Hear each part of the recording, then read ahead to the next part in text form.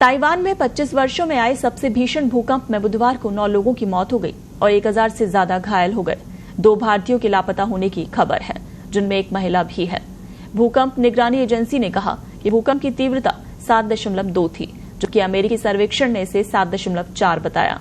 इसके चलते 70 लोग विभिन्न जगहों पर फंस गए। इसका केंद्र हुलियन में जमीन से 35 किलोमीटर नीचे था।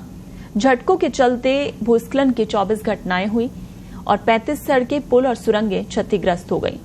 भूकंप के बाद सुनामी की चेतावनी के कुछ देर बाद वापस ले ली गई। हालांकि जापान के तटों पर ऊंची लहरें उठती देखी गईं। घटना के बाद बचावकर्मी लोगों को सुरक्षित निकलने में जुटे रहे।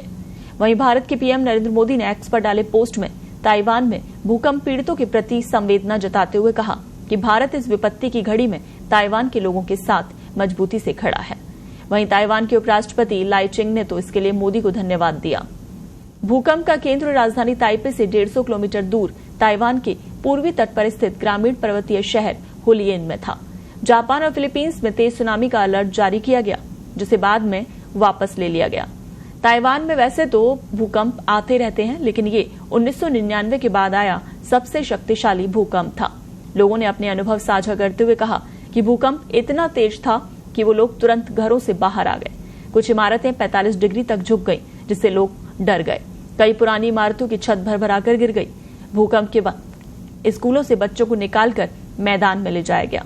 इस दौरान छतों से टाइल्स गिरने से बचने के लिए स्कूली बच्चे अपने सिर पर किताब रखे हुए देखे गए। वहीं बचावकर्मी सीढ़ियां लेकर क्षतिग्रस्त घरों में जीवन तलाशने में जुटे रहे।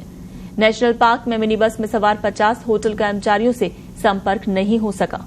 ताइवान की नेशनल फायर एजेंसी ने बताया कि भूकंप और उसके बाद आई झटकों से 24 जगह भूस्खलन की घटनाएं सामने आई।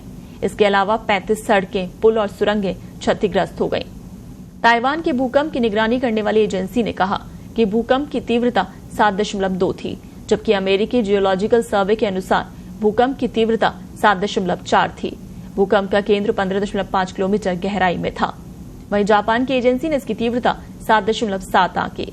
जापान मेट्रोलॉजिकल एजेंसी ने कहा ताइवान में भूकंप के 15 मिनट बाद योनागुनी तट पर 30 सेंटीमीटर की सुनामी देखी गई। इस बीच भारतीय ताइपे एसोसिएशन ने ताइवान में रह रहे भारतीयों को एडवाइजरी का पालन करने की अपील की है।